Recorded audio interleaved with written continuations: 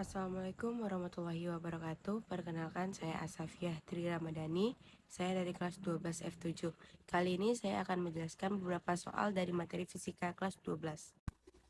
Konsep atom yang tidak sesuai dengan teori atom John Dalton yaitu atom mempunyai muatan positif yang tersebar merata ke seluruh inti atom.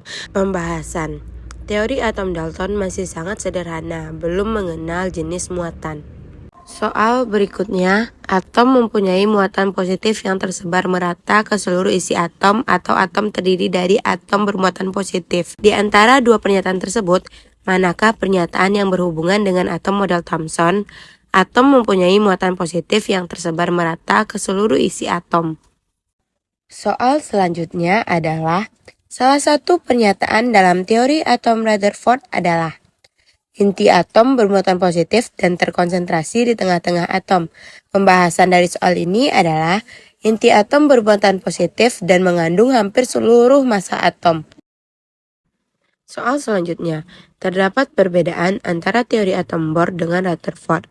Perbedaan utama antara kedua teori yaitu teori atom Bohr menyatakan bahwa elektron berputar mengelilingi inti tanpa memancarkan energi. Pembahasan dari soal tersebut, elektron akan melepas energi jika berpindah ke lintasan lebih dalam, dan elektron akan menyerap energi untuk berpindah ke lintasan lebih luar. Soal selanjutnya yaitu, perbedaan utama antara model atom Rutherford dan model atom Bohr adalah, jawabannya, elektron pada model atom Rutherford berputar mengelilingi inti dengan membebaskan sejumlah energi. Soal berikutnya adalah, keluarnya elektron dari logam karena radiasi gelombang elektromagnetik disebut sebagai, jawabannya yaitu efek fotolistrik. Pembahasan dari soal ini adalah, efek fotolistrik adalah gejala keluarnya elektron dari logam akibat elektron menyerap energi radiasi gelombang elektromagnetik dalam bentuk paket energi cahaya atau foton. Soal berikutnya adalah, efek fotolistrik dapat terjadi pada suatu logam jika, jawabannya, menggunakan frekuensi gelombang elektromagnetik yang sesuai dengan nilai frekuensi ambang. Pesan dari soal ini adalah, efek fotolistrik terjadi bila frekuensi foton sama atau lebih dari frekuensi ambang.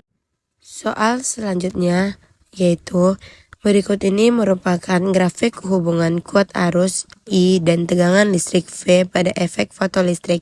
Upaya yang dapat dilakukan agar grafik A menjadi grafik B adalah, jawabannya mengurangi intensitas sinar. Pembahasan dari soal ini harus sebanding dengan intensitas, sehingga untuk menjadikan grafik A menjadi grafik B, maka yang dilakukan adalah menurunkan arus, artinya menurunkan intensitas.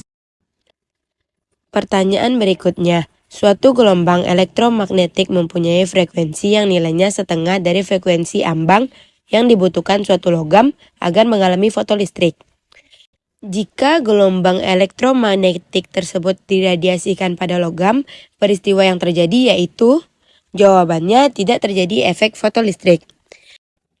Pembahasan dari soal tersebut adalah, syarat terjadinya efek fotolistrik adalah F lebih besar dibandingkan F0, lambda lebih kecil dibandingkan lambda 0, E foton lebih besar dibandingkan W0.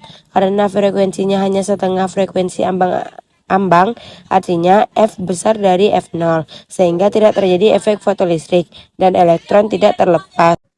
Pertanyaan selanjutnya adalah, jika suatu foton menabrak elektron sehingga terjadi efek Compton, peristiwa yang tidak terjadi yaitu, energi sistem berkurang setelah tumbukan. Pembahasannya adalah energi sistem tetap. Ingat hukum kekekalan energi. Soal berikutnya adalah, seorang pengamat di stasiun luar angkasa datang menuju stasiun tersebut dari arah berlawanan dengan kelajuan VA 3/5C dan VB 5/6C, di mana C adalah cepat rambat cahaya. Kelajuan pesawat A menurut pilot pesawat B adalah, jawabannya adalah V sama dengan 3/5 ditambah 5/6 per 1 tambah 3/5 dikali 5/6C sama dengan 43/30 per 3/2C sama dengan 43/45C. Soal selanjutnya adalah, Pesawat luar angkasa yang mempunyai massa m0 bergerak dengan kecepatan 0,8 c. Perbandingan massa pesawat ketika bergerak dan diam adalah, jawabannya adalah V sama dengan 0,8 c, sehingga Y sama dengan 0,6, M sama dengan m0 per Y. Maka M per m0 sama dengan 1 per Y, sama dengan 1 per 0,6, sama dengan 10 per 6.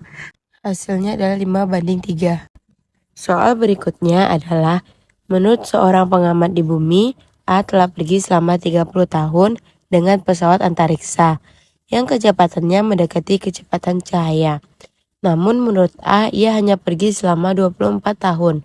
Kecepatan pesawat yang dinaiki A adalah, jawabannya, diketahui delta T sama dengan 30 tahun, delta T0 24 tahun. Maka delta T sama dengan delta T0 per Y. Maka Y sama dengan delta T0 per delta T, sama dengan 24 per 30. Hasilnya adalah 0,8. Y sama dengan 0,8, maka V sama dengan 0,6 C. Soal berikutnya. Seorang pengamat di bumi melihat pesawat bergerak dengan kecepatan 0,8 c. Perbandingan panjang pesawat sesungguhnya dengan panjang pesawat menurut pengamat di bumi adalah, jawabannya adalah, diketahui V sama dengan 0,8 c, maka Y sama dengan 0,6. L sama dengan Y L0. Jadi L0 per L sama dengan 1 per Y, sama dengan 1 per 0,6, sama dengan 10 per 6. Maka hasilnya adalah 5:3. Soal berikutnya. Sebuah partikel memiliki massa diam 3,5 kali 10 pangkat min 26 kg. Jika kelajuan cahaya di ruang hampa 3 kali 10 pangkat 8 meter per sekon, energi yang dimiliki partikel sebesar, jawabannya, E diam sama dengan M0 kali C kuadrat, sama dengan 3,5 kali 10 pangkat min 26 kali 3 kali 10 pangkat 8 kuadrat, sama dengan 3,5 kali 10 pangkat min 26 kali 9 kali 10 pangkat 16, sama dengan 31,5 kali 10 pangkat min 10 J. Selanjutnya, massa inti deuterium 1D2 adalah 2,0140 SMA. Jika massa proton sama dengan 1,0078 SMA dan neutron 1,0087 SMA, besar defek massa pembentukan 1D2 adalah, jawabannya 1D2 sama dengan 1 proton dan 1 neutron.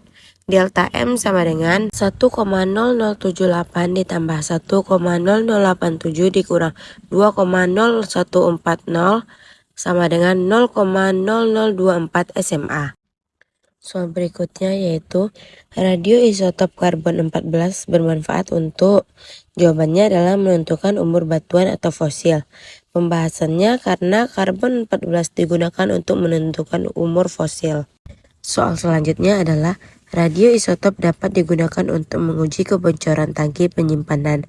Dalam pengujian ini biasanya digunakan radioisotop dari jenis gas mulia yang sulit bereaksi. Contoh radioisotop yang digunakan untuk keperluan tersebut yaitu, jawabannya adalah AR41. Soal berikutnya yaitu, radioisotop I131 dimanfaatkan untuk mendeteksi kebocoran pipa. Soal berikutnya adalah, salah satu pemanfaatan radioisotop dalam bidang hidrologi adalah, jawabannya mendeteksi kebocoran pipa air. Jadi itulah beberapa soal dari materi fisika di kelas 12 ini. Sekian dari saya. Wassalamualaikum warahmatullahi wabarakatuh.